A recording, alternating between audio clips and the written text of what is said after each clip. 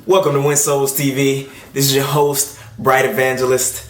If you guys are looking for more spiritual adventures and more powerful lessons of the Lord, look in the description down below. I have playlists full, packed with information that you guys would like to know and that the Lord commissioned me to actually make. So let's jump right on into this dream. This was like the second dream that I had that the Lord sent me, and he was telling me the direction that I was actually going down.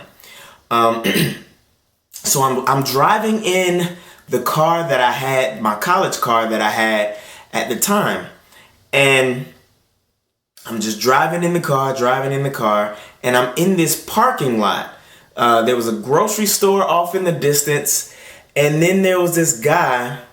Not only was he dressed in all black, but it was like his clothes and his whole body were one thing. Like his clothing and his body were just one thing. He was a black mass, but he looked like a man. He didn't have eyes. He had the indentions where the eyes were, the indentions where the mouth was, and the indentions where the nose was. But he was all black everywhere. All black everywhere. And I'm driving slowly through the parking lot, and I'm right about to pass him, but I stopped the car. And I rolled down my driver's side window while he's standing outside. And I turned to him and I said, "Hey, how you doing?" or whatever. And he didn't say anything. He tried to give me money.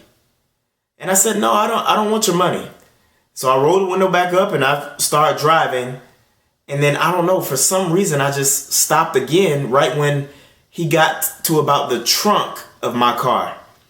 Right when I'm driving past him. And so he comes up to the window again, and he tried to give me money. And I was like, "Man, what is wrong with you?" "No, I don't need your money. I don't want your money." You know?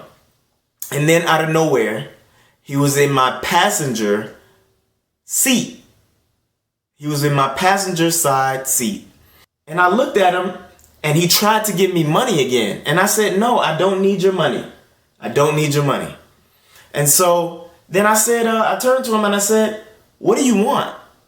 And then immediately he reached down at my feet and he picked up trash at my feet. And I'm looking at him and I said, What is this? What is this?" And he didn't say anything. And I said, "Who are you?" And right when I said that, he turned to me like immediately. It was like a scene out of a horror movie. Of course, this was a demon. He turned to me and he said, "I am the light and I am the dark. I am the good and I am the bad." And immediately, we switched positions. So I'm in the passenger side seat and he is in the driver's seat. And he put his foot to the pedal and we are flying through this parking lot. And we were about to hit the curb and go off into the highway. But I reached over with my left foot and I put it on the brake. And then we both looked at each other. And then that was the end of the dream. I woke up. Well, my mentor at the time, I'm talking with him. And he interpreted the dream. He said, "Well, of course, that was a demon. But the thing was the car represented the path of life that I was going down. The path of life that I was going down. So I was in full control of the car in the very beginning. I was in the driver's side seat. Now, somewhere along the way, this demon was tempting me, hence why he was trying to give me money. But I said, "No, I don't want your money. I don't want your money. Whatever it is that you're doing for me, I'll do it for free." And so then he got in my passenger side door. And I said, "What do you want from me?" He said, "I want the trash at your feet," which is why he grabbed the trash that was at my driver's side foot area. And then at the point where I guess I got comfortable in my life, with all of the trash and all of the sin moving in, he took full control and he was in the driver's side. And then my life spiraled down and it went out of control. And right when it was about to go even more out of control, right into the highway that I described earlier, I put on the brakes.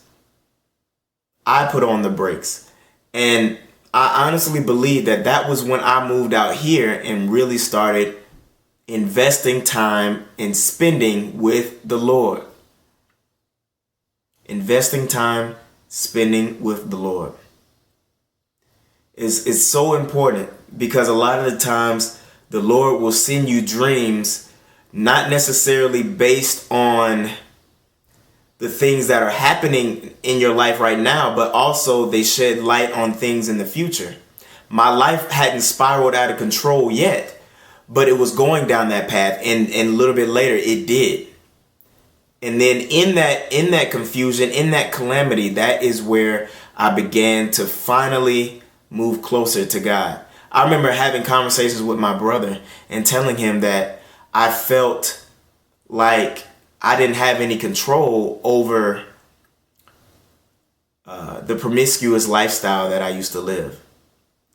And with that, it wasn't until I started reading the Word, I didn't realize at the time that reading the Word actually is a form of consecration. It will consecrate you. It will sanctify you. And it will bring things to the forefront. And it deepens your relationship with Him.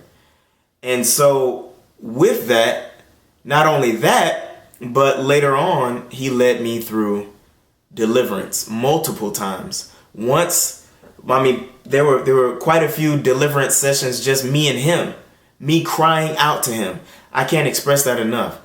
When you cry out to the Lord, I promise you, He will come. He will come Himself.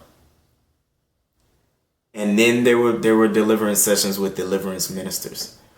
But I say all that to say this. Your dreams mean things. Please write them down. Please write them down because He is telling you things. And if you have no interpretation of them, ask for interpretation. And He may send somebody. He may show you in another dream what the other dream means. It doesn't matter. He will give you revelation of it. You guys be blessed. Stay tuned for the next one. Have a good one.